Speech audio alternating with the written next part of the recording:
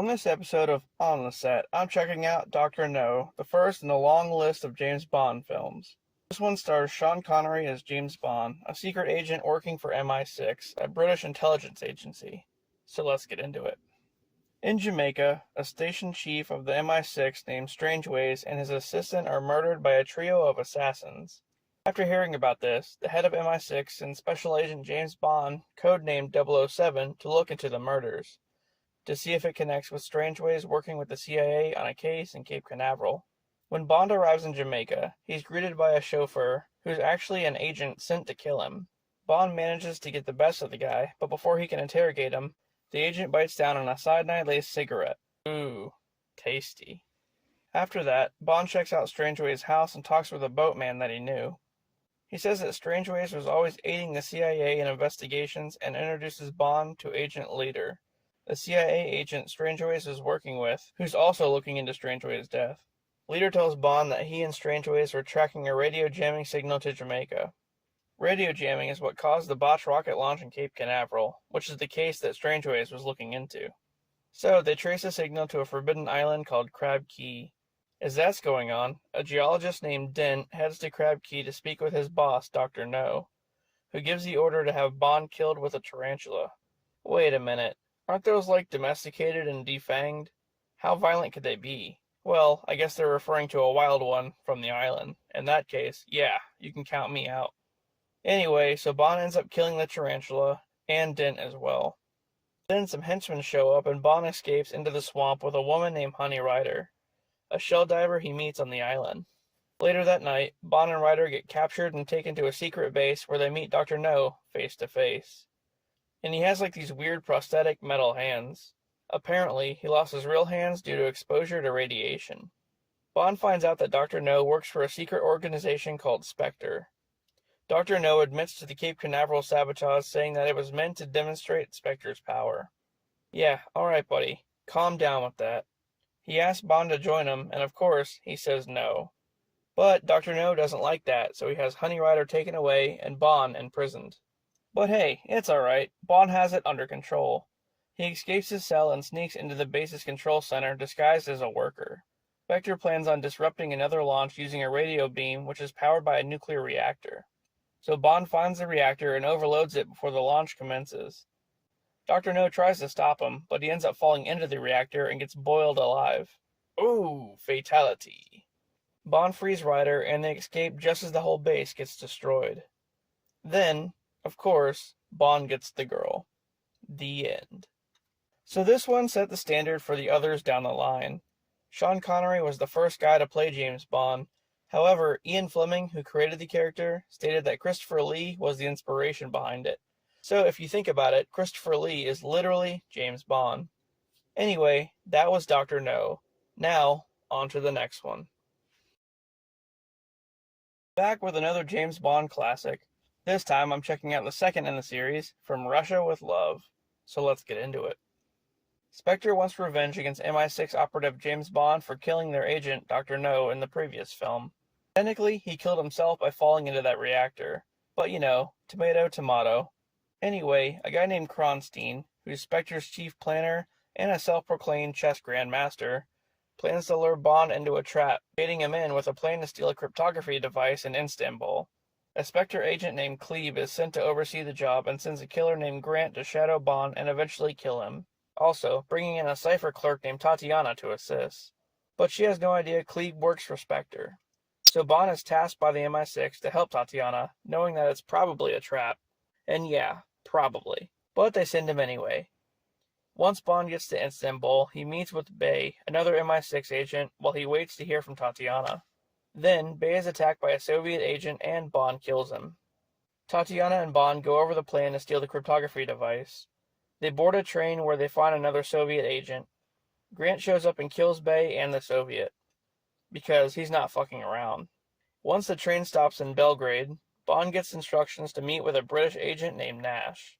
Listening in on the conversation, Grant goes to kill Nash and assumes his identity. Holy shit, that's crazy. A while later, Bond is having dinner with Tatiana and Grant, when Grant finally comes clean and explains Spectre's true plan. Then a fight ensues and Bond kills Grant before escaping with Tatiana. Spectre executes Kronstein for his plan failing. Well, damn, that's a bit harsh. But it's not over yet. Klebe then finds Bond and Tatiana, who are relaxing in a Venice hotel. She tries to kill them and steal the cryptography device, but she gets shot by Tatiana. As everything seems to be winding down, Bond does what he always does, and gets the girl. The end. Honestly, I didn't think this one was as good as the last one. I mean, Sean Connery's still badass, but the plot seemed kinda lackluster. But anyway, guys, join me tomorrow as we check out the next in the series. Welcome back to more James Bond action. On this episode of On the Set, I'm diving into Goldfinger, the third film in the series. This one still stars Sean Connery as the MI6 agent James Bond, so let's get into it. The film starts off with Bond on vacation in Miami after destroying a drug lab in Latin America. He gets a call to check out a bullion dealer named Goldfinger who's there in Miami. And a bullion dealer basically means that he sells gold and other jewelry. So, Bond witnesses Goldfinger cheating during a card game thanks to the help of his employee, a woman named Jill. Bond then intervenes and blackmails Goldfinger into losing the game. Then, what does he do? Well, he sleeps with Jill, of course. I mean, come on, like you didn't see that coming. After that, Bond gets knocked out by Goldfinger's henchman Oddjob, a small Korean guy with a bowler hat. When Bond wakes up, he finds Jill dead, covered in gold paint. Back at MI6, M, Bond's boss, tells him to figure out how Goldfinger has been internationally smuggling all the gold. A bit later on, Bond meets up with Goldfinger and plays golf with him, wagering a bar of gold which apparently at one point belonged to the Nazis. Bond, being the guy that he is, tricks Goldfinger into losing. And after that, Bond follows Goldfinger to Switzerland and meets Jill's sister, Tilly. They go to Goldfinger's refinery, where Bond hears him explain how he smuggles all the gold. He hides it in the bodywork of his car. Then he talks about something called Operation Grand Slam. Suddenly, Tilly tries to kill Goldfinger but fails, and Oddjob kills her instead. And he does so by throwing his hat at her. Yeah, I know how dumb that sounds, but the edge of his hat is like razor sharp or something. Anyway, Bond gets strapped to a table with a laser above it. And just as the laser's about to reach him, Bond tells Goldfinger that MI6 knows about Operation Grand Slam. But they don't. Anyway, Goldfinger believes him and lets him live. Then, still captive, Bond gets flown to Goldfinger's farm in Kentucky in a private jet. The pilot's name is Pussy Galore. Seriously, that's her name? And this is the point in the Bond films where they start giving these females like crazy sexual innuendo names. From here on out, they have like Dixie Normus and Lotta Vagina and shit like that. I mean, those two examples are from Austin Powers, but you see what I'm saying. So Goldfinger meets with some mafia guys who are giving him supplies for the operation. As it turns out, Operation Grand Slam is his plan to steal gold from the U.S. Bullion Depository by releasing nerve gas into the atmosphere. He says the gas only knocks people out, but it'll actually kill them. I mean, what's the difference, really? The leader of the mafia guys mocks Goldfinger's plan and demands to be paid immediately. He leaves the other mafia guys behind, who Goldfinger kills with the gas. Meanwhile, Bond is still being held captive by Pussy Galore. Then, Oddjob kills the mafia leader and hides his body in a car, which gets crushed. Ooh, well, they're never finding that guy. Bond confronts Goldfinger about his plan, saying that it won't work. But Goldfinger tells Bond that he'll detonate a bomb and kill people if he tries to interfere. So then, the plan goes into motion. Pussy Galore flies over the depository killing military guards with the gas. But actually, she doesn't. I know this is confusing, but earlier, Bond convinced her to switch sides, so she just uses a harmless gas instead. Bond shows up and gets locked inside the vault with Oddjob and a bomb. He fights Oddjob and ends up electrocuting him to death. As a battle ensues outside between the U.S. Army and Goldfinger's henchmen, the Army breaches the vault and disarms the bomb 7 seconds before it goes off. That's a close one. Following that, Bond and Pussy head to the White House on a plane to meet with the president. But Goldfinger hijacks the plane. He fights Bond and a gun goes off, creating a hole in a window, which Goldfinger then gets sucked through and dies. Ooh, just like that weird alien hybrid in the Resurrection movie. That's terrible. Then, Bond and Pussy parachute to safety, and of course Bond does what he always does. That's right, he gets the girl. The end. So I think this one was pretty action-packed. Goldfinger was the most sinister villain yet, and Oddjob, well, he was something with that little hat of his. Anyway, join me tomorrow for another Bond adventure. On this episode of On the Set, I'm checking out the fourth in the James Bond series, Thunderball. This one still stars Sean Connery as MI6 agent James Bond. So let's get into it. A Spectre operative named Largo plans to hold NATO to ransom over 2 atomic bombs he plans on stealing from a jet bomber during a training exercise. To ensure the bombs get stolen, another Spectre agent named Lippy hires a guy named Palazzi to oversee the theft. Lippy gets Palazzi plastic surgery to resemble one of the pilots, Derval, who's participating in the exercise. Meanwhile, Palazzi and another Spectre agent named Fiona kill the real Derval, allowing Palazzi to switch places with him and steal the jet bomber, which they fly to the Bahamas. Largo then recovers the bombs and kills Palazzi. Just then, Bond shows up and follows Lippy, discovering the body of the real Derval. Fiona kills Lippy for nearly jeopardizing the entire operation and dragging Bond into it. Back at London and MI6, all the agents are on high alert as Spectre threatens to destroy a major city in the US if they don't receive £100 million within 7 days.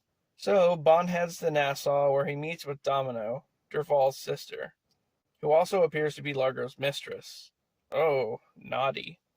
A while later, Bond heads to Largo's house where he runs into Fiona. One of Largo's henchmen tries to shoot Bond, but they kill Fiona instead. Bond tells Domino about Largo killing her brother, and they search for Largo's ship, the Disco Volante. However, Largo finds them and holds Domino captive. Bond learns where the bombs are being moved to and contacts the Navy and Coast Guard to intercept the ship and recover one of the bombs. Bond goes after Largo and fights him on the ship. Largo nearly shoots Bond when he's impaled by a spear thanks to Domino, who's all of a sudden free. Then, Bond and Domino escape using a skyhook. The end. This one was alright. Not the best in the series, but still entertaining. Oh yeah, and even if I didn't mention it, yep, Bond got the girl. Again. Anyway, next time we check out another James Bond film, so stay tuned. On this episode of On the Set, I'm checking out the fifth in the James Bond series, You Only Live Twice, which yet again brings back Sean Connery as James Bond. So let's get into it. A NASA spacecraft called the Jupiter 16 is stolen by an unidentified spaceship. After the ship lands in the Sea of Japan, the ship is speculated to be of Japanese origin, so Bond is sent to Tokyo. He goes to a sumo tournament where he meets Aki from the Japanese Secret Service. Aki takes Bond to meet with another MI6 agent named Henderson, who allegedly has information about the spaceship. Conveniently, Henderson gets killed by a hitman before he can share the information. Bond then kills the hitman and assumes his identity to gain access into a chemical plant ran by a guy named Osato. Bond breaks into Osato's safe and obtains secret documents. Then he gets chased by security. Bond gets rescued by Aki and they flee into a subway station, where Bond discovers the hidden office of the head of the Japanese Secret Service, Tiger Tanaka. Why this guy has an office inside of a subway, I don't know.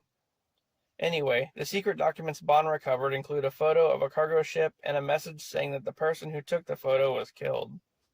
I'm guessing he was killed to keep the location a secret or something. After that, Bond goes back to Osato Chemicals to meet with Osato himself, pretending to be a potential buyer. As it turns out, Osato and his secretary Helga are both Spectre agents, and Osato orders Helga to kill Bond. Yeah, good luck, lady. Bond heads to a dock where the cargo ship is located and finds out that the ship was being used to deliver rocket fuel. But just then, Bond gets captured. He gets tied up in a cabin on the ship where he's interrogated by Helga. I guess she has a change of heart though, because instead of killing him, Helga flies him to Tokyo. But all of a sudden, she sets off a flare inside the plane and jumps out. Oh, well, that sucks. And just because he randomly knows how to fly a plane, Bond lands the plane and gets away before it blows up. He boards a helicopter and heads over a volcano, where he's ambushed by more helicopters. Then, after a second spacecraft gets stolen, it gets hidden in a base inside the volcano, which is ran by this guy, Ernest Blofeld, who's more or less like the head of Spectre and plans on starting a war between the Americans and Soviets. For not killing Bond like she was supposed to, Ernest drops Helga into a pool of piranhas. Aw man, what a way to go. Meanwhile, Bond starts to train with Tanaka's ninjas. Aki ends up dying due to poison that was meant for Bond. He finds a secret entrance to a rocket base hidden inside the volcano and frees some captive astronauts. With their help, Bond gets a suit and attempts to infiltrate the mysterious spaceship from the beginning of the movie, which we now know belongs to Spectre. However, Blofeld has Bond captured yet again. And here's where it gets pretty crazy. Just then, some ninjas show up for a giant battle. As Blofeld has Bond at gunpoint, Tanaka disarms him, allowing Bond to self-destruct the spaceship. As the base itself is about to explode, Blofeld escapes and Bond gets away just in time. The end. Well, damn, we finally meet the head of Spectre, and he didn't even die. He got away. Also, it's frickin' Donald Pleasance. I mean, come on. Even though originally, I could have sworn he played Dr. No. Is this like a Mandela effect thing or something? Anyway, this one was pretty good. I wonder where Bond will go next. Well, I guess we can find out tomorrow. What's going on, guys? On this episode of On the Set, I'm checking out Casino Royale. No, not the Daniel Craig one. This one's from 1967 and serves as a parody to the franchise with David Niven as James Bond. Let's get into it. James Bond has been retired for 20 years. He gets visited by his old boss M and some others from some other agencies, who all try to convince him to come out of retirement to go after a new criminal organization called SMERSH. Bond refuses and M has his mansion blown up. Well, that's crazy. I can't believe M did that. But anyway, M dies in the explosion and Bond returns his only remains, his hairpiece, to his wife. However, unbeknownst to Bond, M's wife was replaced by a SMERSH agent. M's house is full of women who all try to seduce Bond, but it doesn't work. Later on, Bond heads back to London where someone else tries to kill him. Then, Bond gets named the head of MI6 in place of M, and he learns that some agents from MI6, KGB, and some other agencies have all been getting killed off due to their inability to deny sex. In order to confuse SMERSH, Bond orders that all agents from here on out will be all referred to as James Bond. Then he starts a program to train the agents on how to avoid the women's advances. Wow, really? They hire a couple more agents, including Vesper Lind, a retired agent, and Evelyn Tremble, a baccarat player. Bond wants Tremble to go after a SMERSH agent named Schiffer, who's been embezzling SMERSH's money. Bond's daughter, Mata, who's also an agent, goes to Berlin and uncovers another scheme by Schiffer to auction off compromising photos of various world leaders. After Mata destroys the photos, Tremble heads to the Casino Royale, where he learns that Schiffer has been cheating at baccarat using special sunglasses. So they steal the sunglasses, and then Tremble beats Schiffer in a game of baccarat. But while that's going on, Vesper gets kidnapped by SMERSH. Upon pursuing them, Tremble gets captured too and is tortured with hallucinogenics. Vesper gets free and goes to save Tremble, but accidentally kills him instead. Oops. As that's going on, SMERSH catches on to Schiffer's embezzling and they show up to kill him. Meanwhile, back in London, Mata is kidnapped by SMERSH and Bond goes after her. He makes it to the SMERSH hideout, which he finds out is ran by Dr. Noah, who's actually Bond's nephew, Jimmy. Jimmy was an MI6 agent too, but then he switched sides to spite his uncle. Jimmy reveals his plan to use biological warfare to make all women beautiful and to kill off every guy that's taller than him, so that ultimately he can get all the girls. What a stupid plan. Then, one of the agents that he captures convinces him to take a pill that turns him into a walking atomic bomb. Bond, Mata, and some other captive agents escape and run into Vesper, who turns out to be a double agent. Then, a huge fight occurs in the casino. All of a sudden, the pill that Jimmy swallowed explodes, killing literally everyone. Literally. And afterward, Bond appears in heaven. The end. Well, that took a weird turn. Technically, this doesn't count as a Bond film, but I wanted to review it anyway. I just wonder how it compares to the Daniel Craig version. Anyway, I'll see you on the next adventure. On this episode of On the Set, I'm back with yet another Bond film, On Her Majesty's Secret Service. This one takes a brief break from Sean Connery and brings in George Lazenby as James Bond. It's his one and only film as Bond in the series. Anyway, here we go. The film starts off with Bond saving a woman named Tracy from drowning on the beach. He meets Tracy again later in a casino, and she invites him back to her hotel room to thank him properly. Oh, okay, I see where this is going. But when Bond shows up, he's attacked by an unknown attacker. He makes quick work of the fight and subdues the guy, then heads back to his own room. But when he walks in, there's Tracy waiting for him, saying that she has no idea who the attacker was. Yeah, okay, lady. Sure thing. The following day, Bond gets captured by a group of guys, including the attacker from the previous night. They take him to meet a guy named Draco, the head of Union Corps, a European crime syndicate.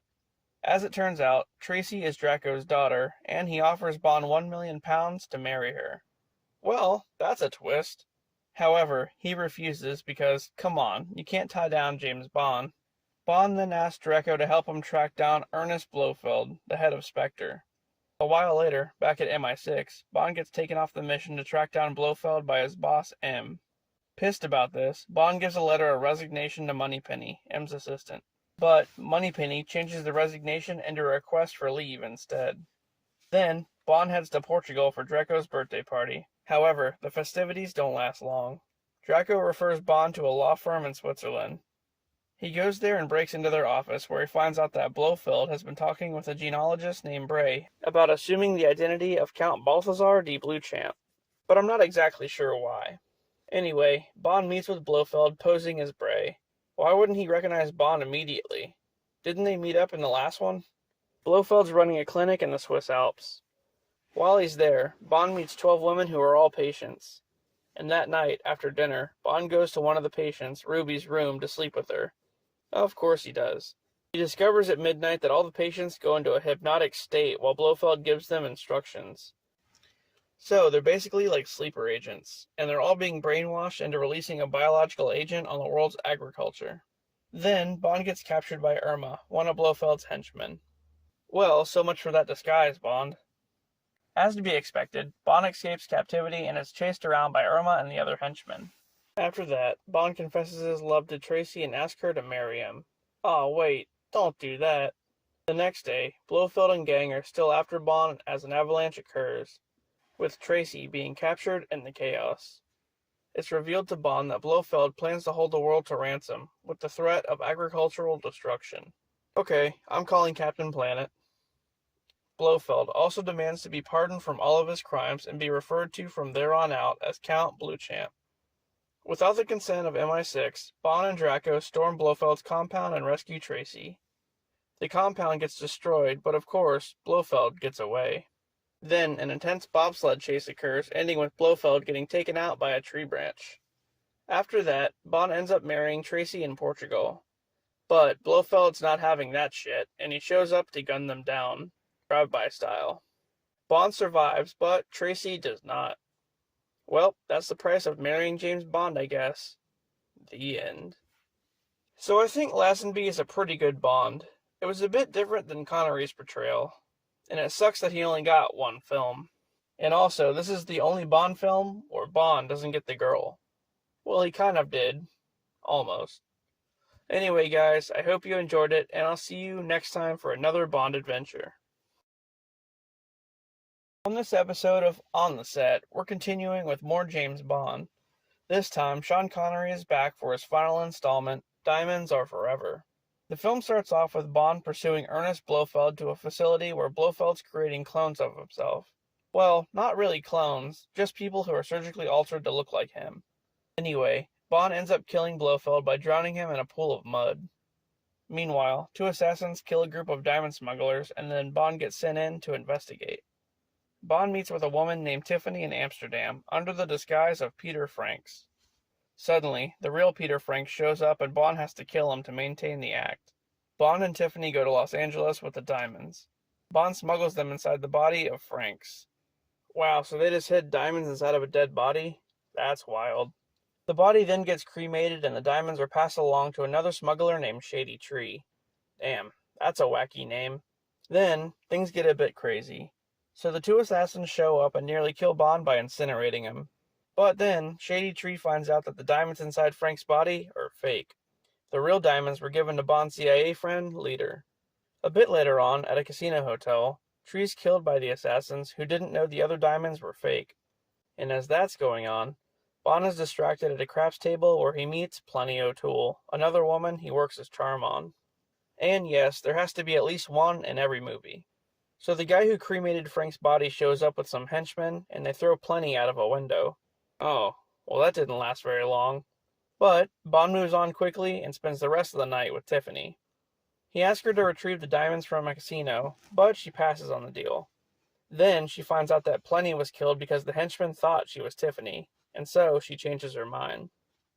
Meanwhile, the diamonds are handed off to the casino's manager, Saxby, who takes them to a lab where a satellite's being built. Bond goes to confront a guy named White who owns a casino, but finds two Blofeld clones instead. After a brief altercation, two assassins knock out Bond and leave him for dead inside of a pipeline. A bit later on, Bond rescues White during a firefight at White's home, with Saxby dying in the process. During all of this, Tiffany gets kidnapped by, guess who, the real Blofeld. Yep, he's not dead. Bond and White discover Blofeld's plan on using the diamonds to power the satellite, and he plans on using that to destroy the nuclear weapons of various countries, dominating the nuclear arms race. Oh, and the satellite was already launched into space, so that sucks. Anyway, they find out that Blofeld's base is an old oil rig, and when they get there, another fight ensues with CIA helicopters bombing the rig. Blofeld tries to escape in a submarine, but Bond takes control of a crane and uses the submarine to destroy the satellite's control room, so he pretty much uses it as a wrecking ball. But does Blofeld die? We don't know. Then, Bond and Tiffany are on an ocean liner where they're attacked by the assassins yet again. Bond sets one of them on fire and Tiffany throws the other one overboard. The end. So yeah, that was Diamonds Are Forever. Apparently they're not though, because they never got them back. The movie ends with no real resolution to anything. And we never really know if Bond got the girl, even though it's kind of assumed, I guess. Anyway, now we move on to a different Bond movie. I'll see you then. On this episode of On the Set, I'm continuing with more James Bond. This time, it's Live and Let Die, the first in the series to feature Roger Moore as James Bond. So let's get into it. After 3 MI6 agents are mysteriously killed while monitoring an island's dictator, Bond gets sent to New York City to investigate. The island of San Monique is ruled by a prime minister named Dr. Kanaga. When Bond arrives to New York, Kanaga is there at the United Nations, and one of Kanaga's henchmen takes out the driver of Bond's car, nearly killing him in the process. Then, Bond heads to Harlem where he meets with Mr. Big, a gang leader who's working with Kanaga. While questioning his intentions of working with the Prime Minister, Bond is introduced to Solitaire, a tarot reader who claims she can see into the future. And there you go, Bond's love interest for this movie. Mr. Big's henchman attempts to kill Bond, but he easily gets away. He then travels to San Monique where he talks with a CIA agent named Carver. She seems a bit shady and might be secretly working for Kanaga. However, as soon as he accuses her of this, Kanaga kills her. Oops, spoke too soon, I guess. After that, Bond does what he always does with Solitaire. Then, no longer being a virgin, she loses the ability to see into the future. Well damn, Bond, good going. Then the two head to New Orleans where Bond gets captured by Mr. Big. And, in a shocking turn of events, Mr. Big reveals himself to be Kanaga.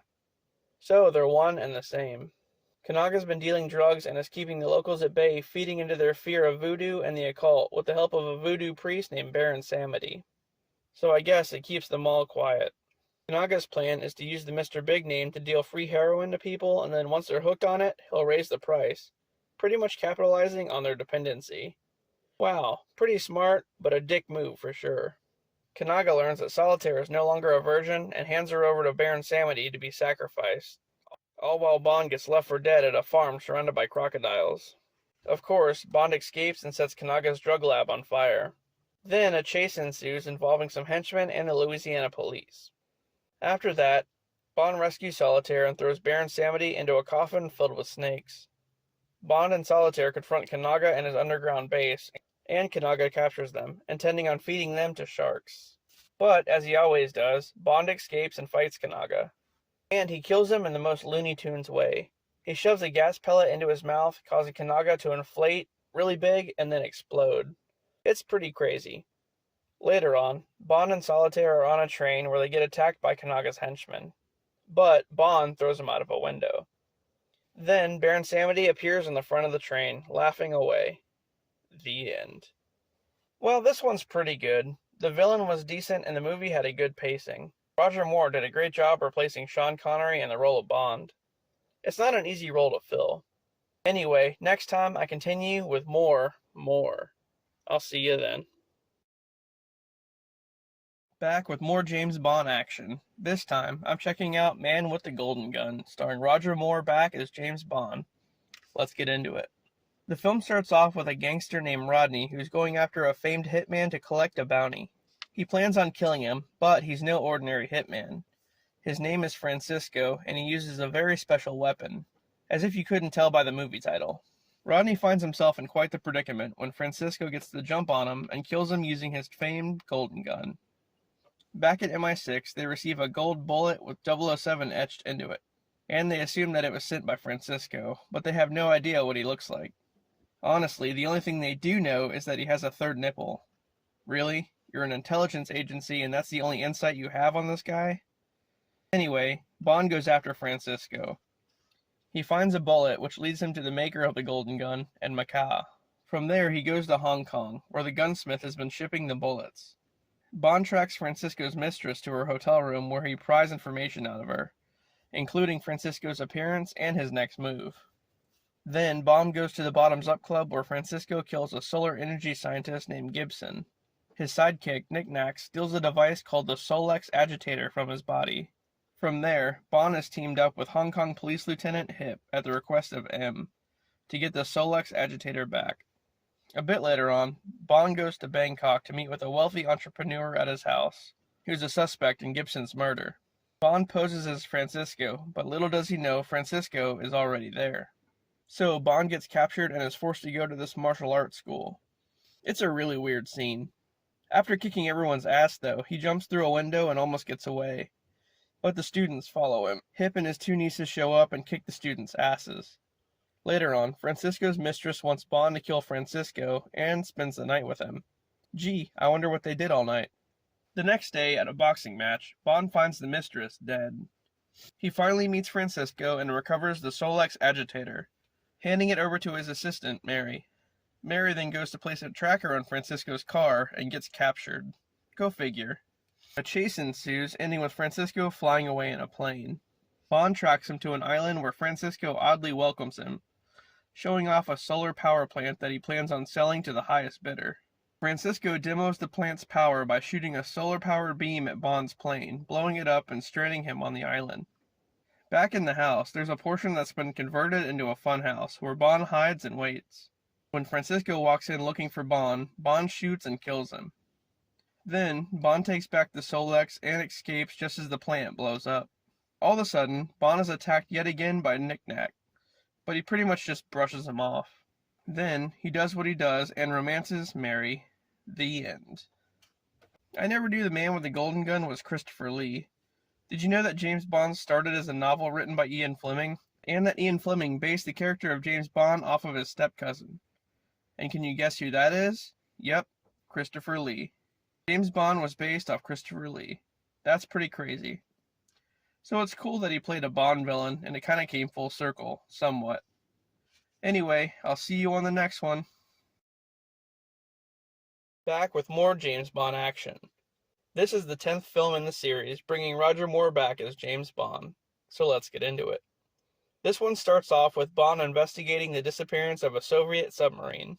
He's attacked by a group of Soviets, and of course, he gets away. After that, Bond heads to Egypt, where exists some plans for a submarine tracking system. However, he's not the only one after the plans. A KGB agent named Anya is after them too. And get this, her code name is XXX. Huh, Ice Cube looks kinda different in this one. Anyway, the two end up joining forces and traveling together. Bond discovers the plans are linked to a scientist named Carl, so they go to meet with him. On a train to their destination, they encounter Jaws, an assassin with metal teeth. After saving Anya from Jaws, their rivalry turns into a romantic interest. I mean, come on, like you didn't see that coming. Bond and Anya pose as a married couple and go to Carl's base, where they learn he launched a supertanker months prior. Once again, they're pursued by Jaws and some other henchmen, but they get away when Bond's car turns into a submarine. What kind of Tony Stark shit is that? Then, they go to Carl's underwater base because every scientist has one of those. Bond finds out that Carl is in control of the tracking system that they're after. A bit later on, things take a turn. Anya discovers that Bond killed her lover, some guy he killed at the beginning of the movie, and now all of a sudden she wants to kill him when their mission is over. So not only are you just going to wait to complete the mission, but you're upset because Bond killed an anonymous henchman? I mean, yeah, that's kind of what he does. Anyway, Bond and Anya board a submarine to further investigate the supertanker. But they get captured and it's revealed the missing Soviet submarine has been stored on the tanker. Then, Carl reveals his plan, to use missiles on the stolen subs to nuke both Moscow and New York City, starting a nuclear war, and then he plans on surviving the fallout by living underwater.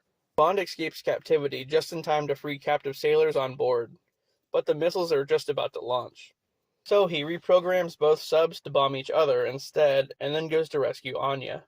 Bond has one last standoff against Carl, who gets killed pretty easily, and then he has to fight Jaws yet again. This time with Jaws falling into a shark tank. Ha! Irony. Jaws falling into a shark tank. Because Jaws is the name of a... Never mind. Then Bond rescues Anya, and they escape as the underwater base gets destroyed. And can you guess what they do next? Alright guys, stay tuned for another adventure, and I'll see you then. On this episode of On the Set, I'm checking out Moonraker, the 11th movie in the James Bond series, with Roger Moore back as James Bond, so let's get into it. This one starts off with a shuttle called Moonraker from Drax Industries being launched into space. However, upon being launched, the shuttle is stolen and goes missing. Upon flying to England to investigate, Bond is attacked by guess who? Jaws, who somehow survived being dunked into a shark tank. Jaws throws himself and Bond out of a plane, but luckily, Bond puts on a parachute. Jaws, however, just free falls and just so happens to land on a trapeze net at a circus. Huh, convenient. A bit later on, Bond goes to Drax Industries to meet Hugo Drax, the owner of the company. There, he's introduced to Dr. Holly Goodhead. Yep, that's her name. Because, why wouldn't it be? Holly is a NASA astronaut who's working at Drax's facility.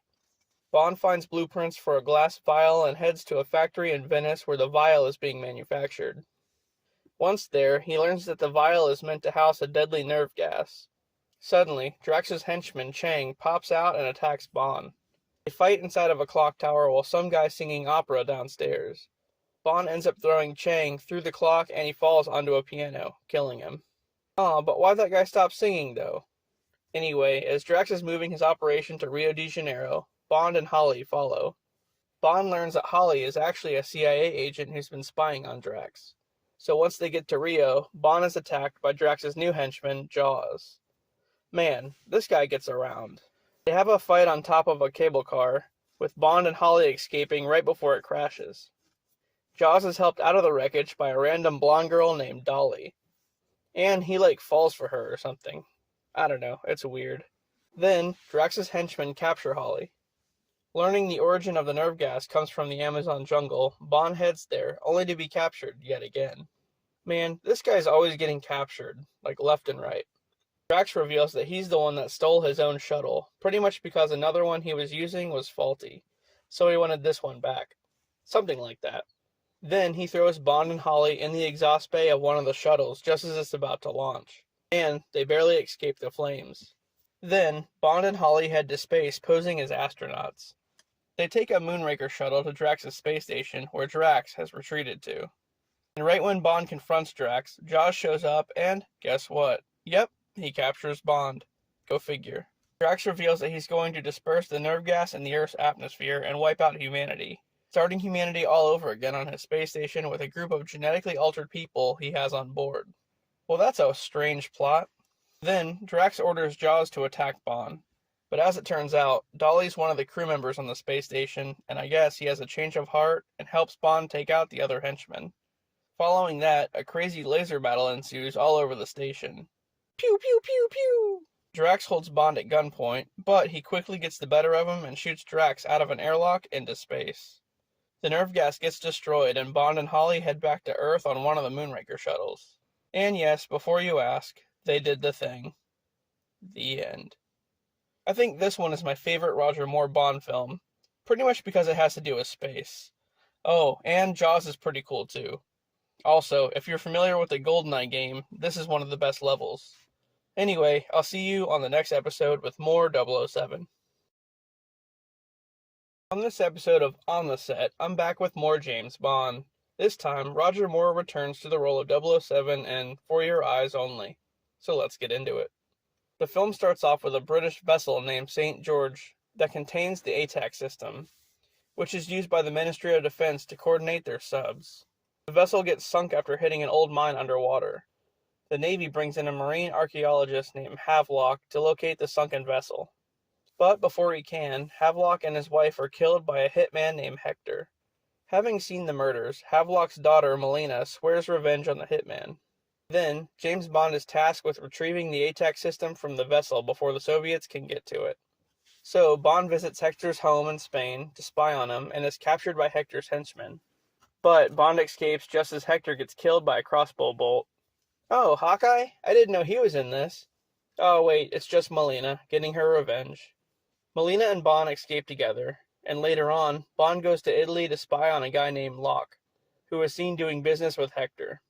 Two of Bond's contacts, Ferreira and Eris, tells him that Locke's employer is named Colombo, but goes by the name Dove, and Dove used to be a resistance fighter during World War II. Then Bond meets with Eris's protege, a girl named Baby Doll, and he's attacked by guys in ice hockey gear as Ferreira gets killed by Colombo. After that, Bond goes after him. A while later at a casino, Bond runs into Colombo's mistress after her and Colombo get into an argument. Bond offers to take her home, and yeah, of course, they do the do. Man, literally every woman he encounters, I swear. Anyway, the next morning, they're caught by Locke and he kills the mistress. He tries to kill Bond too, but Colombo's henchmen capture Bond instead. Bond finds out that Locke was hired by Eris, who wants to retrieve the ATAC to sell to the KGB. Then the tables turn a bit as Eris becomes the villain. What a twist. Bond and Colombo raid one of Eris's warehouses where he's storing a bunch of opium. There, Bond finds a mine similar to the one that sank the vessel. After Bond finds and kills Locke, he recovers the ATAC with Melina's help. However, Eris finds them and steals the ATAC back. Bond and Melina head to a monastery to confront Eris. When they find Eris, he surrenders, giving up the ATAC. But suddenly, he tries to kill Bond and gets taken out by a throwing knife thanks to Colombo. The head of the KGB shows up to retrieve the ATAC, but Bond throws it off a cliff like a boss. Because, fuck 'em. Then, as per usual, Bond and Melina do the do. The end. I wouldn't say this is one of the better Bond films, but it wasn't terrible either. Who would have guessed Eris would turn out to be the bad guy?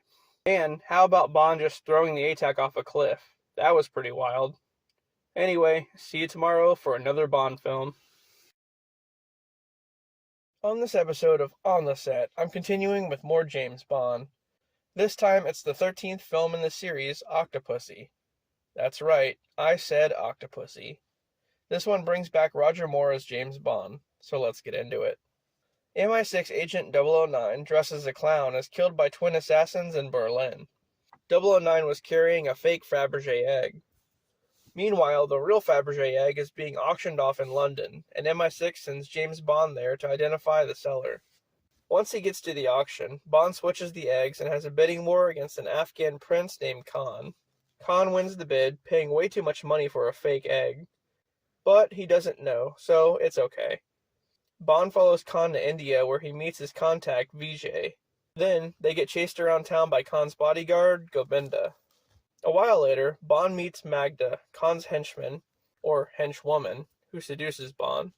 And I'm sure it didn't take much effort. Then, Bond gives her the real Fabergé egg, fitted with a tracking device. Govinda shows up and captures Bond, taking him back to Khan's palace. Bond escapes and finds out that Khan works with Orlov, a Soviet general who wants to dominate Western Europe. After that, Bond goes to meet a cult leader named Octopussy, Khan's associate. She runs the Octopus cult, and the actress who plays her was also in Man with a Golden Gun, but she played a different character. Anyway, the two have history together. Bond once arrested Octopussy's father, but instead of standing trial, the father killed himself. But I guess by now she's over it. Orlov has been supplying Khan with Soviet treasures and plans to meet him at a circus ran by Octopussy, to smuggle them into the West. Just then, an assassin comes to kill Bond, but he easily defeats him. Bond heads to Germany and sneaks into Octopussy's circus to inspect the treasures. But they've all been replaced by a nuke that Orlov plans on detonating during a circus show at a local Air Force base. He plans on using the explosion as a means to invade the West. Bond boards a train where Orlov follows, but when he tries to get past a border checkpoint, the guards kill him. After that, Bond kills the twin assassins that killed 009 earlier on. Eventually, Bond gets to the circus where he disguises himself as a clown. He tells Octopussy about Khan's true plan and they disarm the nuke. A while later at Khan's palace, Bond shows up to confront him, as Octopussy and her people wage war on the grounds. Then Khan leaves with Octopussy as a hostage and takes off in a plane. However, you should never underestimate James Bond. He jumps on board and fights Gobinda, throwing him off the plane. Then Bond rescues Octopussy and jumps to safety just as the plane crashes into a mountain. With Khan dead and the treasures back in the hands of the Ministry of Defense, Bond and Octopussy get together and, well, you know, the end. So yeah, this one's pretty good. I didn't expect it to be, but I actually liked it. There was a lot of action and the plot was okay too. And how about Octopussy and her circus? That was pretty wild. Anyway, next time I continue with more Bond as 007 month continues. I'll see you then. On this episode of On the Set, continuing with 007 month, I'm checking out Never Say Never Again. This one takes a break from Roger Moore to bring back Sean Connery for one more mission. Honestly, this one was released the same year as Octopussy, but was produced by Warner Brothers instead of United Artists, the company who usually puts out the Bond films. Also, Roger Moore would have starred in this one too, but he chose to focus more on Octopussy instead, allowing Connery to come back to the role of James Bond. So let's get into it. After failing a training exercise, Bond gets sent to a health clinic outside of London.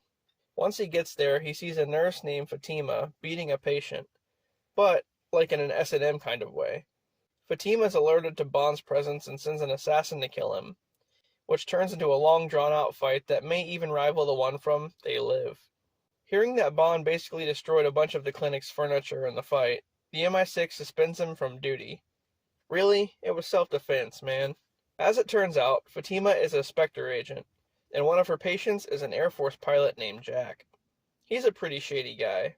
Jack got into an American military base in England and replaced fake warheads with real ones, with Spectre taking the warheads, planning on using them to extort billions of dollars from NATO.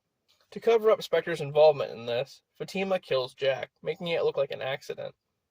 Then MI6 is forced to reinstate Bond, and he's tasked with tracking down the warheads. A lead takes him to the Bahamas, where he's introduced to Jack's sister, Domino, and a guy named Maximilian, Domino's lover, and also, unbeknownst to Bond, one of Spectre's top agents. A bit later, Bond learns that Maximilian is hosting a charity event at a casino, and he goes over there. Bond finds Domino and tells her that Fatima killed Jack on orders from Maximilian. Then, Bond is chased by Fatima and gets captured. She holds him at gunpoint and basically forces him to admit that she was the best at sex. I don't know, she's pretty weird. Anyway, then he shoots her with a dart. At first, it doesn't even seem to faze her, but all of a sudden, she explodes.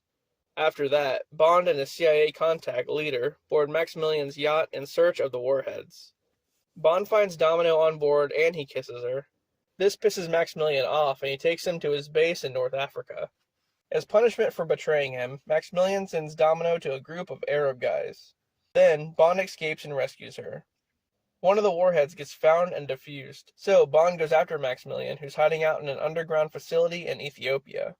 As the CIA show up and fight Maximilian's henchmen, Bond fights Maximilian. He tries to shoot Bond with a spear gun, but Domino shoots him instead, avenging her brother. Bond then finds and disarms the second warhead.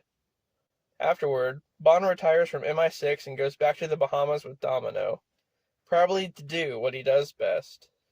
The end. Well, for his return, Sean Connery did pretty good in this one. And how about Kim Basinger? Wow. Anyway, as I said, this one was made by a different company than the other Bond films, so technically it's not canon, I guess. Also, it's been said that it's literally just a remake of Thunderball. Remember that one Bond film that Connery made back in 1965? Join me tomorrow for yet another Bond adventure, bringing Roger Moore back as 007. Back with another Bond film. This time I'm checking out A View to a Kill starring Roger Moore as James Bond. In fact, it's his last film as James Bond, and it also stars Christopher Walken. So, let's get into it. The film starts off with Bond getting sent to Siberia to locate the body of Agent 003 and recover a Soviet microchip. After finding the microchip and taking it back to MI6, it's discovered to be made by Zorn Industries and that it's a copy of the real microchip. So Bond heads to a race course to spy on Max Zorin, the company's president. His horses always seem to win, and people around the course think he's doing something to the horses. After that, Bond meets with a French detective named Aubergine, who tells Bond that Zorin is having a horse sale later that month. And that night at dinner, Aubergine gets killed by Zorin's bodyguard, Mayday. A month later, Bond goes to Zorin's house for the horse sale. He infiltrates Zorin's lab, where he's doing some pretty sketchy stuff to the horses. PETA would not approve. Zorin implanted all the horses with adrenaline-releasing devices, which is why they are so fast. Recognizing Bond as MI6, Zorin sends Mayday to kill him. When the KGB learns that Zorin wants Bond dead, they're not too happy. This is because Zorin used to work for the KGB, but he went rogue. And after meeting with a CIA agent named Lee, Bond learns that Zorin was pumped with a bunch of steroids by a Nazi scientist as an experiment, and that Zorin plans on destroying Silicon Valley, monopolizing the microchip industry. So Bond checks out an oil rig owned by Zorin and finds 2 KGB agents planting explosives there. Bond escapes with one of the agents, Pola, as the other one's killed by Zorin's henchmen. Later on, Bond finds Stacy, a geologist whose family has an oil business that Zorin is trying to buy. At Stacy's house, Mayday shows up and kills Lee and Stacy's boss, Mr. Howe. Zorin burns the house down with Bond and Stacy still trapped inside. But they manage to escape the burning building, only for Bond to immediately get arrested for the murders of Lee and Howe. However, Bond's not having that shit though, and they take a fire truck and head to a mine owned by Zorin, as he plans on detonating the bombs underground to trigger a massive earthquake, thus flooding and destroying Silicon Valley. Zorin floods the mine while Bond fights Mayday. Eventually, Zorin leaves Mayday behind while he escapes. This causes her to want to switch sides and help Bond, and she sacrifices herself by disposing of a bomb that blows up and kills her. After that, Zorin flees to an airship with Stacy as a hostage. Bond climbs aboard and rescues Stacy, jumping off onto the Golden Gate Bridge, but Zorin follows them with an axe. Bond battles Zorin, ending with Zorin falling to his death. Afterward, back at Stacy's house, Bond and Stacy do the do. The end. Well, this was a decent one. Christopher Walken was a good Bond villain, and Mayday was pretty cool too. It sucks that she had to die though. Anyway, on the next one, we move on to a new Bond, so stay tuned. On this episode of On the Set, I'm continuing with more James Bond. This time, Timothy Dalton takes the role of Bond in The Living Daylights. Let's get into it. The film starts off with James Bond and some others doing a training exercise. It goes wrong and an assassin kills another agent, 004. Bond goes after the assassin in an intense chase scene, ending with the assassin getting blown up with explosives. Then, James Bond goes on a mission to help a KGB general defect from the KGB in Czechoslovakia. In order to smuggle the general, Bond puts him in a pipeline and sends him across the border. But, a while later, the general, Kozlov, is captured and taken to Moscow. Bond goes after Pushkin, the new head of the KGB, to take him out. He runs into a cellist named Kara, who's actually a KGB agent and also Kozlov's girlfriend, and Kara goes with him on the mission. Bond talks with Saunders, another MI6 agent, who tells him that Kozlov is in business with an arms dealer named Whitaker. Then Saunders gets killed by one of Kozlov's henchmen, Nekros. Eventually, Bond and Kara confront Pushkin, who claims to not know anything about the assassin or any spies getting killed. Bond ultimately decides to team up with Pushkin after Pushkin mentions that Kozlov has been evading arrest for embezzling government money. So together, they devise a plan. Kara tells Kozlov that Bond is really a KGB agent, and then they capture Bond and take him to a Soviet airbase in Afghanistan. But Kozlov's too smart for them and also imprisons Kara, knowing that she's working alongside Bond. Eventually, Bond and Kara escape and free the leader of the Mujahideen. Kozlov plans on buying a huge amount of opium from the Mujahideen and use the profits to buy more arms from Whitaker. So, Bond plants a bomb on the plane carrying the opium. As that's going on, the Mujahideen attacks the base, engaging in a giant shootout with the Soviets. Mid-air, Bond gets attacked by Nekros, and they have a huge brawl. They both fall out of the cargo hatch of the plane, with seconds left before a bomb explodes. Bond kills Necros by letting him fall to his death, and then throws the bomb onto a bridge, allowing the Mujahideen to stop being chased by the Soviets. The plane crashes, destroying all the opium, and then Bond and Kara escape.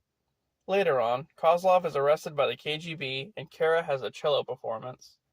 Backstage, Bond and her get together and, well, you know, the end. This one was decent, I guess. Timothy Dalton was a pretty good Bond, even just for 2 movies. But anyway, not a bad entry in the series. Next time, I'll be checking out another Bond film featuring Dalton, so stay tuned. Welcome back to the James Bond fun. On this episode of On the Set, I'm checking out License to Kill, starring Timothy Dalton as James Bond. And it's also got Benicio del Toro and Talisa Soto in it. You know, the chick that played Kitana in Mortal Kombat. So let's get into it. The film starts off with Bond's CIA friend, Leader, getting married. On the way to the wedding, Bond and Leader are picked up by the DEA, who needs their help to capture a drug lord named Franz Sanchez. They make pretty quick work of the job. They find Sanchez's plane and drag it out of the sky with a Coast Guard helicopter, taking him into custody. And even better, they still make it to the wedding on time. A bit later on, Sanchez escapes and goes after Leader and his wife. Sanchez captures Leader and takes him to an aquarium owned by his associate named Crest. Hearing that Sanchez escaped, Bond goes to Leader's house to find him messed up, pretty bad, and his wife dead. Sanchez had put Leader in a tiger shark tank, so yeah. Bond reaches out to Leader's friend Sharky, and they discover that Crest has a research facility where Sanchez has been smuggling things around using a submarine. As that's going on, M, Bond's boss, shows up and puts him on a different mission. When Bond refuses, M suspends him. So, what does he do? Bond decides to go rogue. He heads to one of Crest's ships and intervenes in a drug shipment. Also, he finds out that they murdered Sharky. Then, Bond teams up with a DEA informant named Pam and goes to work for Sanchez under the disguise of an assassin for hire. This plan almost works, and Bond nearly kills Sanchez, but an MI6 agent named Fallon shows up to detain him for going rogue. Then, out of nowhere, Sanchez's henchmen rescue Bond. Following that, Bond frames Crest, planting Sanchez's drug money on Crest's boat. Crest tries to say he was set up, but Sanchez doesn't buy it and throws Crest into a decompression chamber, increasing the pressure until he blows up like a balloon. It's pretty brutal. After that, Sanchez takes Bond to his base, where he tells him he smuggles cocaine by dissolving it in gasoline. Alright, I'm no drug dealer or scientist or anything, but I don't think that's the best method for smuggling stuff. Yeah, let me just put this cocaine in some gasoline. No big deal. Anyway, just then, one of Sanchez's henchmen, Dario, recognizes Bond, and he's found out. They capture him and put him on a conveyor belt leading to a giant processing machine. All of a sudden, Pam shows up and shoots Dario, and then Bond throws him on the processing machine instead. As the base gets set on fire, Sanchez escapes in a tanker carrying the cocaine-laced gasoline. A chase ensues, leading to the desert where Bond fights Sanchez on top of the tanker. Then, the tanker crashes, soaking Sanchez in gasoline. Bond uses a lighter to set him and the tanker on fire, causing a huge explosion. After all that, M gives Bond his job back and a party is held at Sanchez's house. Sanchez's girlfriend tries to romance Bond, but he turns her down for Pam. And of course, they more than likely bang. I mean, why wouldn't they? The end. I'll say it again, Timothy Dalton was a good Bond. This was pretty action-packed and the plot was pretty good. And let's not forget Dario, Benicio del Toro, he was good too. Oh, and Talisa Soto. I think Bond should have chose her. Screw Pam. Anyway, guys, on the next episode, my personal favorite Bond film of all time. So, I'll see you then. On this episode of On the Set, I'm checking out GoldenEye, my personal favorite Bond film, and the first one to feature Pierce Brosnan as James Bond. So let's get into it.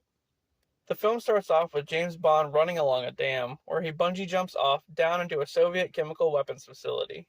He meets with another MI6 agent, Alec Trevelyan, who's also known as 006, who helps him find a room containing a bunch of tanks of chemicals.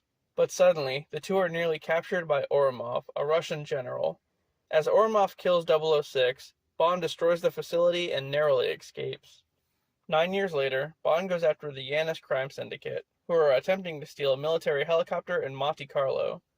Thanks to one of their operatives, Xenia Onatop, Yanis successfully steals the helicopter. A while later, the helicopter is spotted in Siberia at a radar facility, and Bond heads there to investigate. Meanwhile, an EMP hits the facility and knocks out some of the satellites that are monitoring. Bond learns that the EMP blast came from an old Soviet satellite called GoldenEye, armed with an EMP weapon, which means electromagnetic pulse, and they knock out all of the electronics in the area. With Yanis being the most likely suspect for the attack, Bond targets Oromov due to his military status. Bond then heads to St. Petersburg to meet with a CIA contact named Wade. Wade arranges for Bond to talk with a former KGB agent named Valentine, who could set up a meeting between Bond and Yanis. After meeting and talking with Valentine, Bond goes to what looks like a very shady statue graveyard to finally meet Yanis. And of course, it turns out to be Trevelyan. Surprise, motherfucker! Anyway, Trevelyan wants revenge for his parents who were betrayed by the British, who were sent to the Soviet Union after collaborating with Axis powers in World War II. There's a bigger story, but that's the gist of it. So then, Trevelyan captures Bond, and he finds himself inside the stolen helicopter, alongside Natalia, a programmer from Siberia. And also, the helicopter is rigged to blow. The two of them manage to escape the blast, but then are immediately captured by the Russian Ministry of Defense, and are interrogated. During the interrogation, they find out that Oromov is in fact involved in the Siberia attack, and that Boris, a colleague of Natalia, is working for Yanis, helping to control a second GoldenEye satellite. So the head of the Ministry of Defense, Mishkin, agrees with Bond, but is suddenly killed by Oromov, who shows up and takes Natalia hostage. Then a chase ensues through the streets, with Bond following in a tank. Bond follows them to an old train that Yanis has been using as a base. After boarding the train, Bond kills Oromov and saves Natalia, but Trevelyan and his henchwoman Xenia get away. Then they head to Cuba, where Yanis is said to have a base where they control the satellite. As they fly into the jungle, their plane is shot down and Bond is forced to fight Xenia, who he kills pretty easily. But also, she's a freak, I'm just saying. After that, Bond gets captured again, and Trevelyan reveals his plan to use the GoldenEye on London to cover up the theft of financial records from the Bank of England.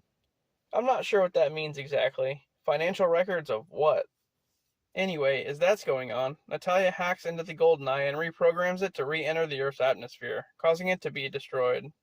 Then, of course, she gets captured too. Because why wouldn't she? After an explosion occurs, Bond and Natalia escape. Bond then chases Trevelyan to an antenna of a giant satellite dish outside the base. The chase ends with Bond dropping Trevelyan to his death, and the satellite being destroyed, crashing down on top of him. Natalia shows up in a helicopter to rescue Bond, just as the rest of the facility explodes. They land in a meadow, where of course, they're about to get down. But this time, it's interrupted by Jack Wade, the guy from the CIA. Yeah, thanks Wade, appreciate that.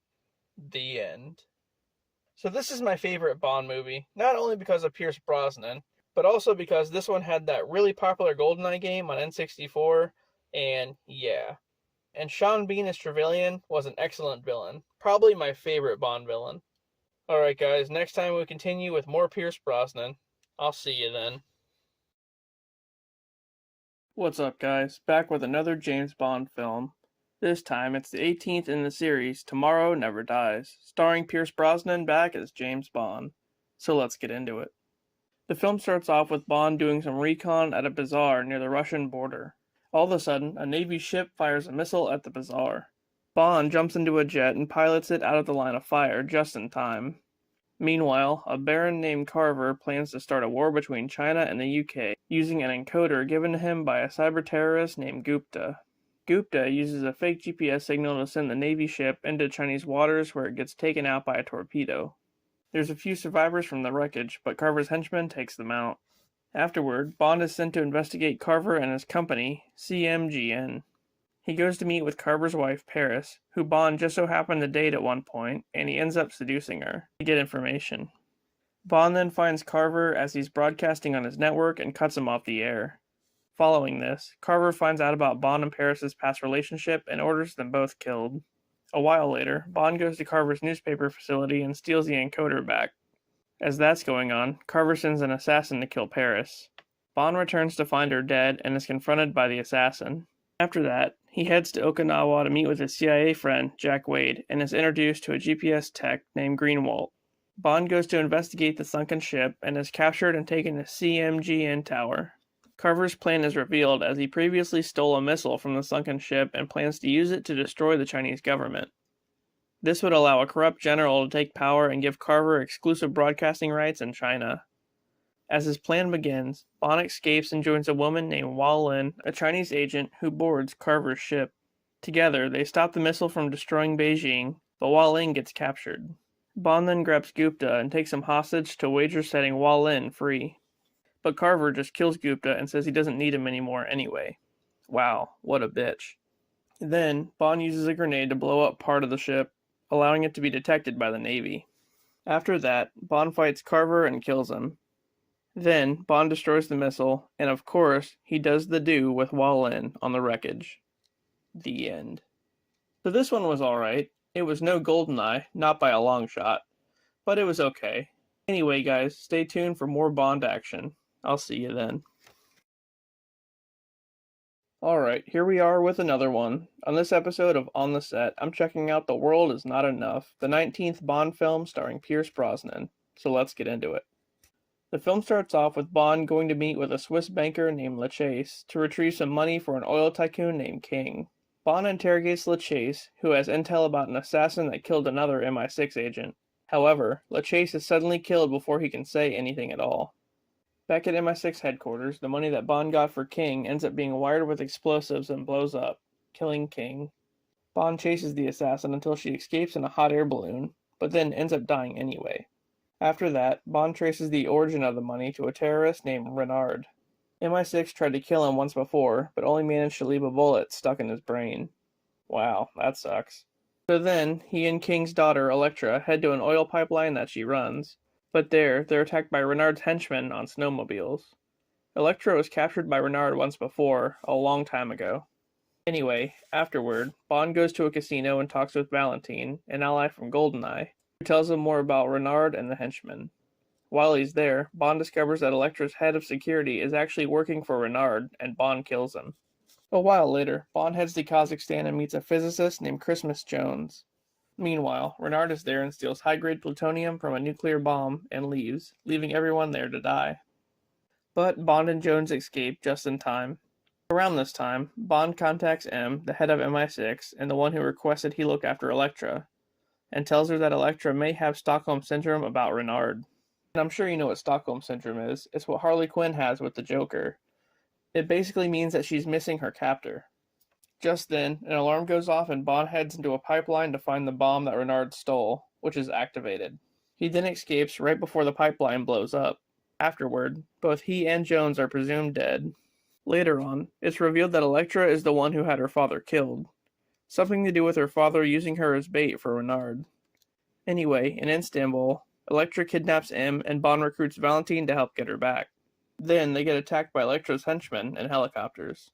Valentine said he had a deal with her at his casino to get a lot of money, masked as her just winning a lot of times, in exchange for his nephew to use a submarine. So the two of them were doing some shady dealings. Hearing this, Jones says that if Renard puts the stolen plutonium in the submarine's nuclear reactor, it would destroy Istanbul and ruin the pipeline. But the pipeline that Elektra runs would increase in value. Just then, Bond and Jones get captured. Oh, of course they do. Elektra tortures Bond for a bit, and Valentine goes to rescue him, but he gets shot. Bond gets free and shoots Elektra, finally killing her. Then he heads to the submarine, where Jones is being held. The hull of the sub gets ruptured and it starts to sink as Bond and Renard have a final showdown. Bond impales Renard with a plutonium rod and frees Jones, and they escape just as the reactor detonates. Later that night, Bond and Jones enjoy each other's company, if you know what I mean. The end. Alright, well, this one was okay. The dude from 28 Days Later as Renard was a pretty good villain, and Elektra was too. And did you know they almost cast Vera Farmiga as Elektra? But anyway, that was The World Is Not Enough, and I'll see you on the next one. On this episode of On the Set, I'm checking out Die Another Day, the 20th James Bond film, which is not only Pierce Brosnan's final film as James Bond, but also the last Bond film in general before the series got rebooted with Daniel Craig. So let's get into it. The movie starts off with Bond infiltrating a military base in North Korea. A colonel named Moon is trading weapons for African diamonds. His number 2, a guy named Zhao, learns of Bond's identity, and then Moon tries to kill him in a crazy hovercraft chase scene, which ends with Moon falling over a waterfall. Well, that was a short movie. Oh, wait a minute, there's more? Okay. After that, Bond gets captured by North Korean soldiers and is taken to be locked up by Moon's father, who's a Korean general. Over a year later, Bond gets traded for Zhao, who MI6 has in custody for whatever reason. So you mean to tell me that Bond's been locked up and tortured for over a year? Well, that sucks. Anyway, MI6 revokes Bond's agent status for thinking he may have leaked information while being tortured. Wow, so not only did they leave him for dead for like a year, but now they're like firing him pretty much? Great. You know, maybe if you would have saved him and didn't leave him in North Korea for over a year, it wouldn't be an issue. Hearing all this, Bond is convinced he's been set up by someone acting as a double agent. He manages to escape MI6 custody and heads to Hong Kong. There, he meets with an old friend named Chang, who tells him that Zhao is now in Cuba. Oh no, we haven't been back to Cuba since GoldenEye. Anyway, once he's in Havana, Bond meets with an NSA agent named Jinx. They go to a clinic where people can have their appearances changed through DNA manipulation. What kind of futuristic shit is this? What is this, Face Off? As Jinx kills the doctor in charge of the clinic, Bond finds Zhao inside and they fight. Zhao escapes, but leaves behind a pendant that eventually leads Bond to a guy named Graves, who owns a bunch of diamonds. So Bond goes to London to confront Graves and his assistant Miranda, who happens to be an undercover MI6 agent. Graves invites Bond to a demonstration in Iceland, and he gains his agent status back to go investigate him. Well, good. Later on, in Iceland, at Graves' palace, Graves shows off a satellite called Icarus, which can concentrate solar energy. Oh no, not another satellite. As Bond is busy getting seduced by Miranda, Jinx checks out Graves' command center, and guess what? She gets captured. Who would have thought? Then it's revealed that Graves is actually Colonel Moon, who used the DNA clinic to change his appearance. Just as Bond is about to confront Graves again, Miranda outs herself as a double agent and the one who got his status revoked in North Korea. So then, Bond leaves and rescues Jinx. Graves uses the satellite to melt the palace as Bond finds and kills Zhao. After that, Graves boards a cargo plane in Korea and Bond and Jinx jump on. Here, Graves reveals the true purpose of Icarus, to cut through the border between North and South Korea, allowing North Korea to invade and take over. Well, that's not good. Then, as Bond goes to shoot Graves, a stray bullet pierces the plane, causing it to rapidly descend. Jinx attempts to fly the plane while Bond fights Graves.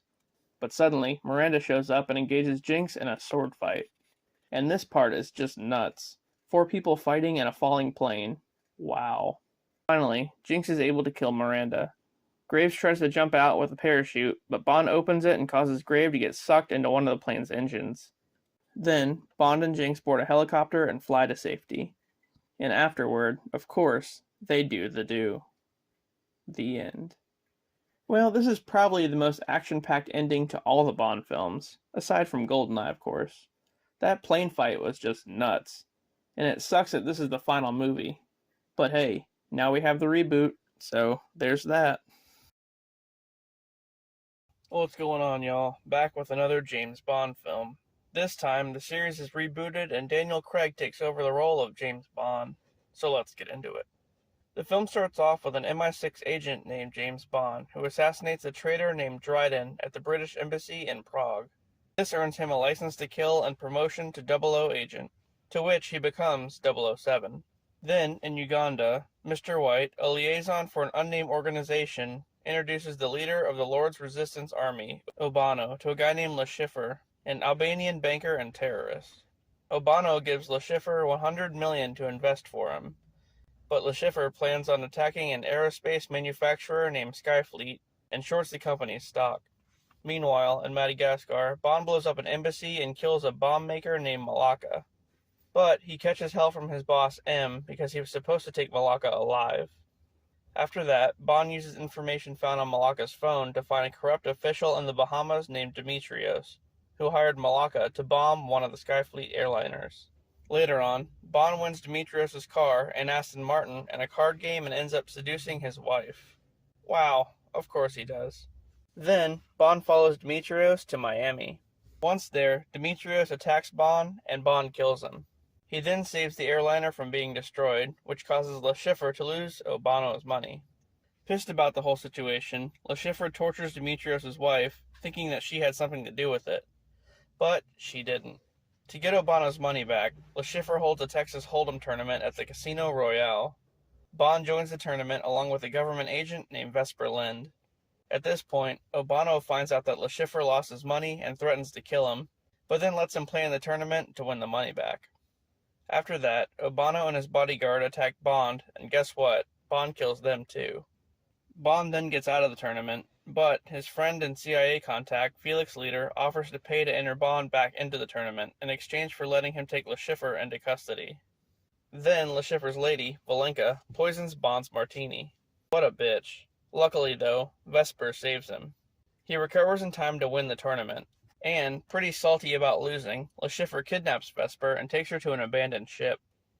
This next part gets a little weird. When Bond goes to rescue Vesper, LeChiffre captures him and strips him down, like, naked, and then he starts whipping him to get the bank info for his Texas Hold'em money. Jeez, man, what a sore loser this guy is. All of a sudden, Mr. White shows up and kills LeChiffre. A while later, Bond is recovering in the hospital.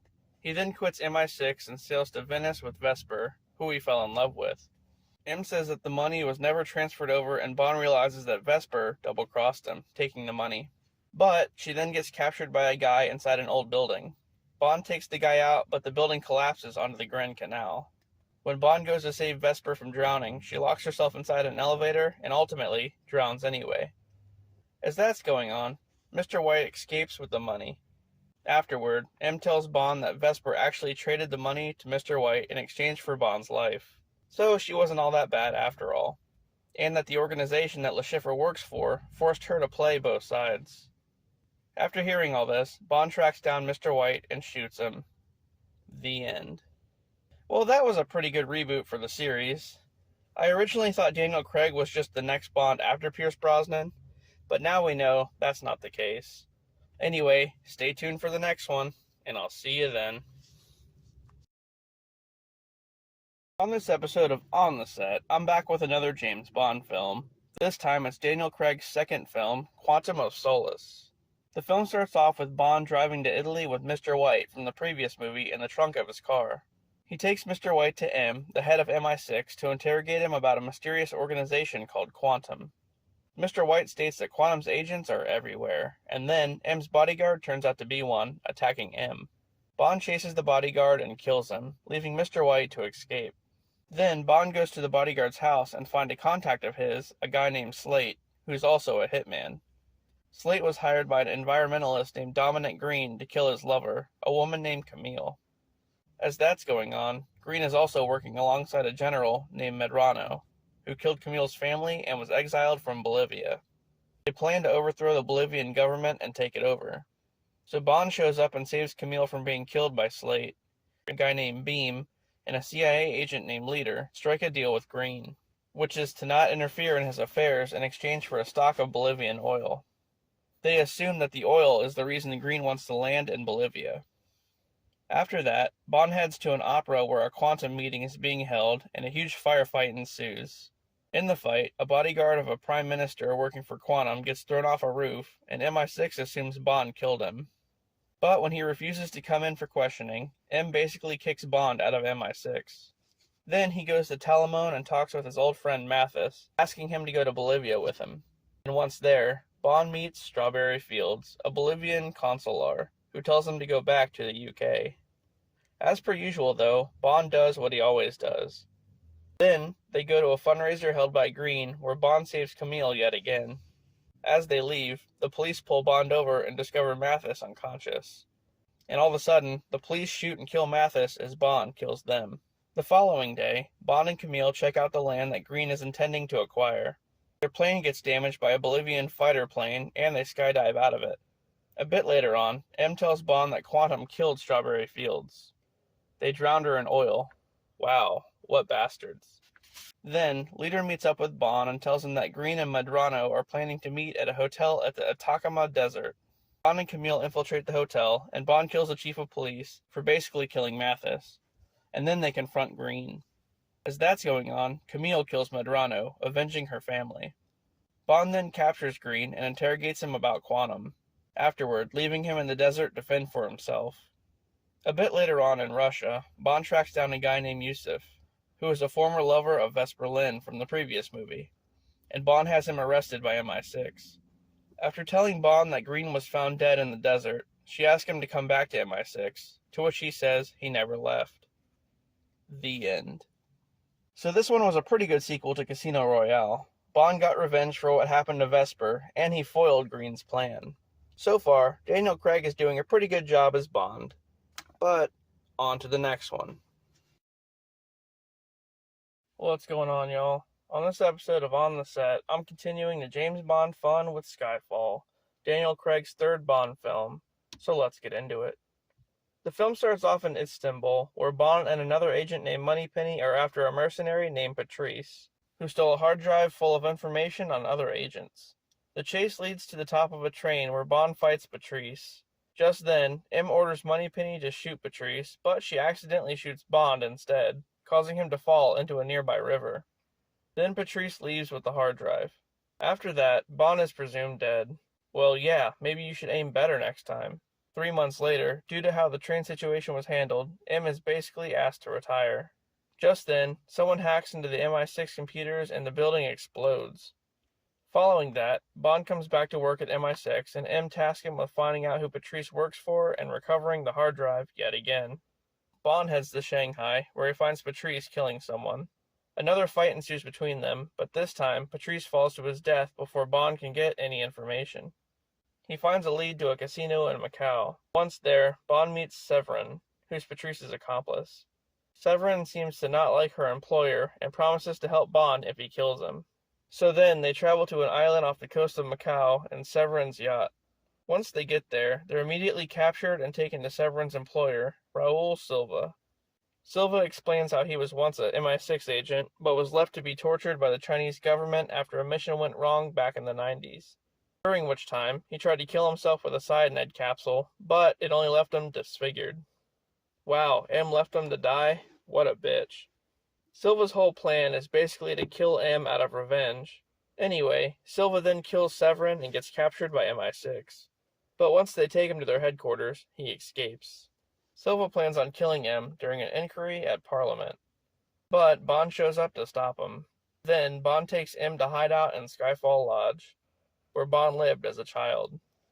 After booby-trapping the whole house Home Alone style, Silva and his henchmen show up for a final showdown. After M gets injured in the fight, Bond sends her to take refuge in a nearby chapel. The Skyfall Lodge explodes due to some propane tanks exploding, but Silva survives and follows Bond to the chapel. Silva tries to force M to kill them both by putting a gun to both their heads, but Bond throws a knife into Silva's back and kills him. Then, M dies anyway from the wound she got during the fight. Later on, after M's funeral, Moneypenny tells Bond that she's now the secretary for the new M, who Bond then meets, ready for another mission. The end. Well, that one was pretty good. It might just be the best Daniel Craig film yet. Javier Bardem as Silva was just great. What a villain. And it sucks that Bond didn't get the girl on this one, but hey, I think he's had enough for a lifetime. Join me tomorrow for another chapter in the book of Bond. What's going on, guys? On this episode of On the Set, we're continuing 007 month with Spectre, the fourth Bond film featuring Daniel Craig as James Bond. So let's get into it. The film starts off with Bond going to Mexico. He gets a message that M left before she died in the last movie about a bombing that's going to occur at a stadium. Bond gets there and prevents the bombing, and then he obtains a ring from one of the attackers at the stadium, Ciara. When he gets back to MI6, the new M suspends Bond for going to Mexico because he himself didn't approve it. What a douchebag. Fucking Voldemort. Maybe he's upset because the new guy, Max, who's the head of the Joint Intelligence Service, just showed up and started calling the shots. Max wants Britain as a whole to join a global intel initiative called Nine Eyes, which would basically merge all of the national intelligence agencies into one. He also wants to shut down the 00 agent section of MI6. So, fuck that guy.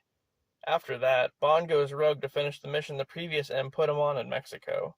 So he heads to Rome to attend Ciara's funeral and ends up saving Ciara's wife Lucia from some assassins. Then Lucia tells Bond that Ciara worked for a guy named Oberhauser, who runs a giant terrorist organization. After hearing this, Bond sneaks into a meeting of the organization, where Oberhauser immediately recognizes Bond, so he gets the hell out of there. Oberhauser plans to have Mr. White from the previous movies assassinated. And it's discovered that Quantum, who Mr. White worked for, is a subsidiary of a bigger organization. But who? Following this, Bond tracks down Mr. White, but he suddenly kills himself. Then, Bond saves Mr. White's daughter, Madeline, after she gets kidnapped, and she tells him that the organization is called Spectre. Uh-oh, we've heard that name before. Bond and Madeline go to Oberhauser's base in the Sahara.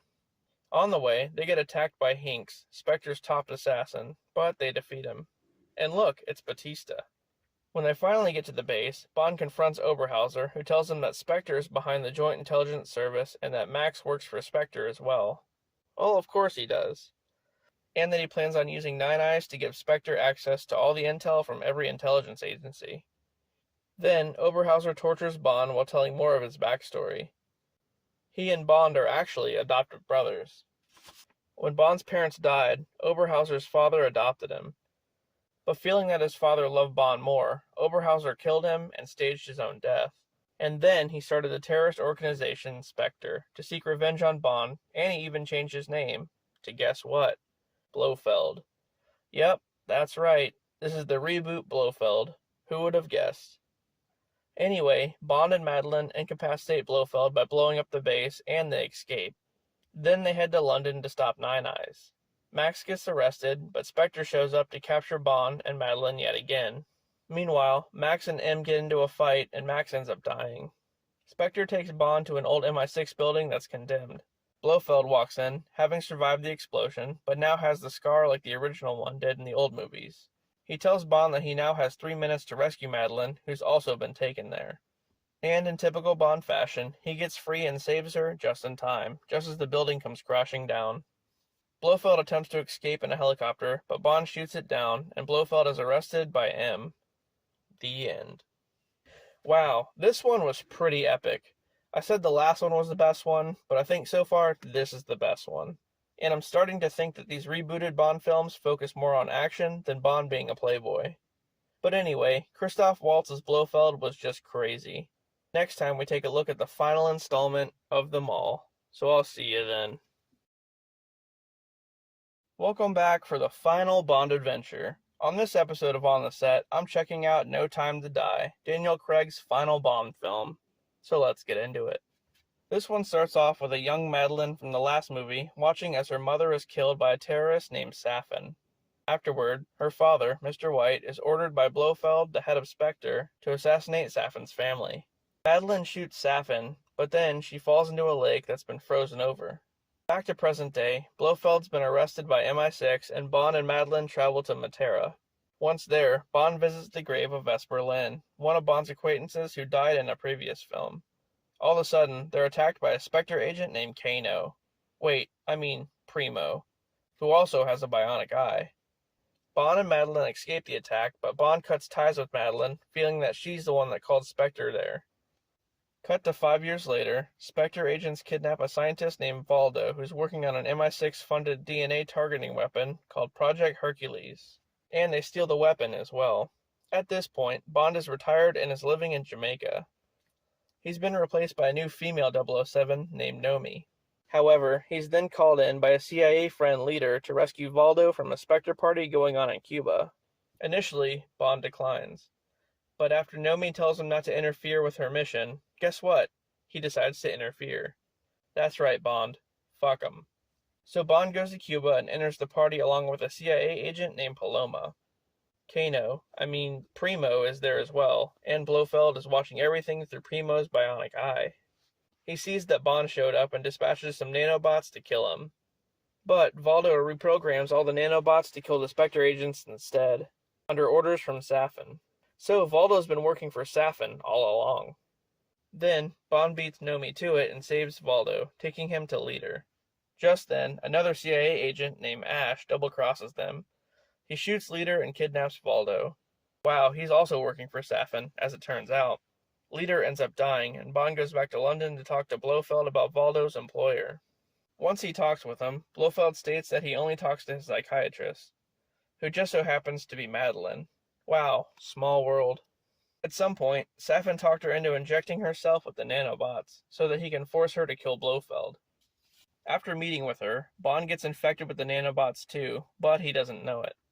After Madeline fails to kill Blofeld, Blofeld tells Bond that he's the one behind the explosion at Vesper's grave.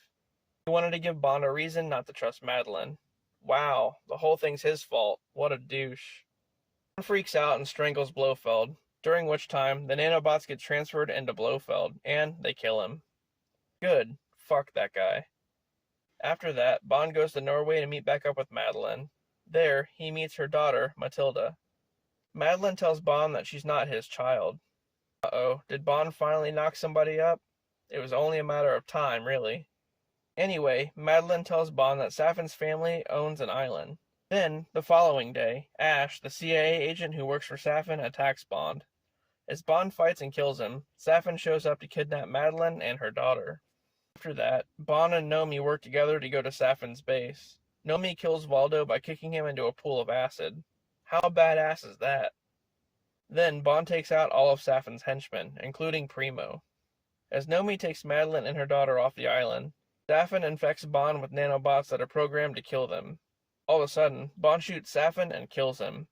But in order to stop himself from giving in to the nanobots' demands, Bond chooses to stay inside the base while it explodes. Wow, really? So he kills himself to save them? Later on, everyone at MI6 pays respects to Bond by drinking to his memory. Oh, and as it turns out, Madeline confirmed that Matilda is his daughter. The end. Wow, what a way to end the franchise. Holy shit. Bond has a daughter, Blofeld gets killed, Safin ruined everything with nanobots. And then, to top it all off, Bond fucking kills himself. Anyway, guys, that was it. That was the final Bond movie ever. Hope you enjoyed 007 month, guys. Thanks for watching, and I'll see you later.